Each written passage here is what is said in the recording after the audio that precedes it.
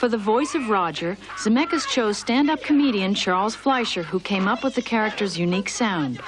I don't know, man. I just saw the picture of him, and it just evolved. It just sort of came out. I can't explain it. Some things just happen. You can't put your finger on it. Hide me, Eddie. Please. Remember, you never saw me.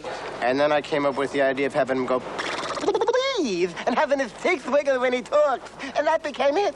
Please. And they bought it. I couldn't believe it. Joining the cast of Toon Voices was Lou Hirsch as Baby Herman, whose deep, gravelly voice was an asset. No! I'll be in my trailer, taking a nap. Excuse me, Toots. What I'm doing for my voice is they're always making fun of the way I talk because I have such a gravelly voice anyway. And I'm doing my imitation of everybody else imitating me.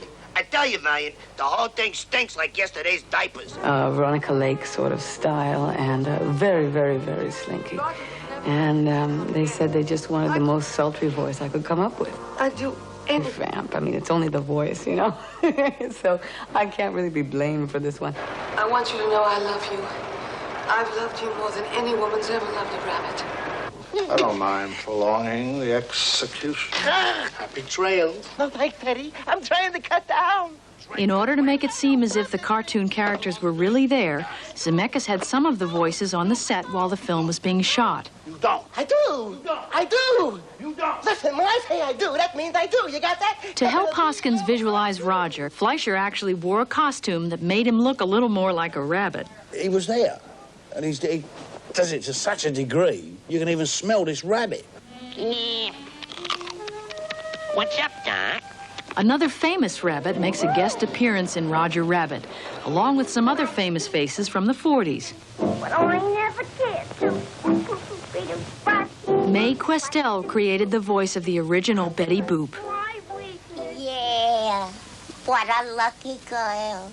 I always had a high-pitched voice. I won a contest, and bingo, I was signed that night, and it was a big thrill, and I loved doing Betty Boop. But I still got it, Eddie. Boop, boop, be-doo. Boop, boop, be-doo.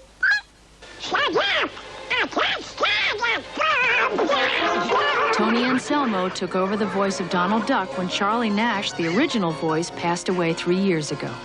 Does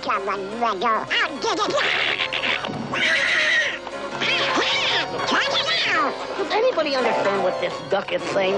This is the last time I work with someone with a speech impediment. And the voice of some of the best-known characters, Mel Blanc. bad old putty cat. Shoot him now! Shoot him now! You keep out of this. He doesn't have to shoot you now. He does so have to shoot me now. Zemeckis took advantage of Blanc's characters throughout the film. Oh, look, piggies. What's up, Doc? Many people try to impersonate me or imitate me, but there's only one person that can do it properly, and that's my son, Noel. Noel, you want to come up here and give me just a couple of lines? Hey, what's up, Doc? Hey, what's up, Doc? He's pretty close, don't you think? You looking for a rabbit? Yeah, I'm looking for a rabbit. That's nice. Okay. Steve, got a new line for Mel.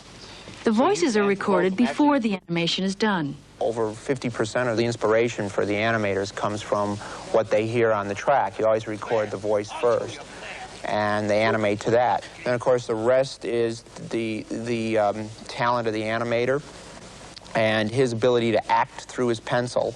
So the whole rabbit's head is out here now.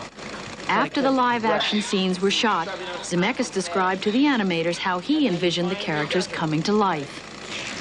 And the rabbit's like, doesn't want to go back in, and Hoskins is pushing him down and straining him and like just like doing like toon squash on the top of his head. They would make little thumbnail sketches of what they wanted to do, and then 12, 14 months later, we would see the final result. The reason it took so long is that all the animation was done by hand. No computers were used. In effect, the animators are creating a performance through their drawings of the characters' movements. We just act with a pencil, very slowly.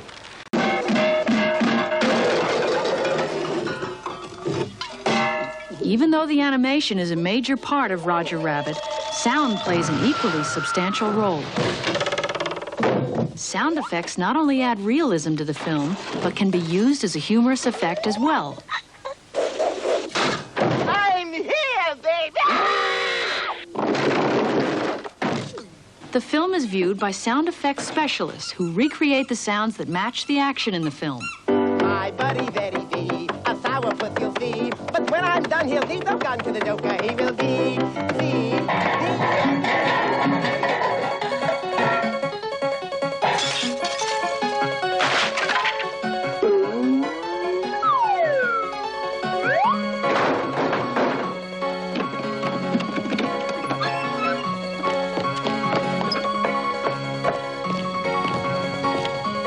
With the sound effects added, the voices recorded, and the final scenes painted, the biggest hurdle was yet to come. All these elements were brought together just over the Hollywood Hills in a little place called Toontown, where Eddie Valiant faces his greatest challenge, confronting the Toons on their own turf.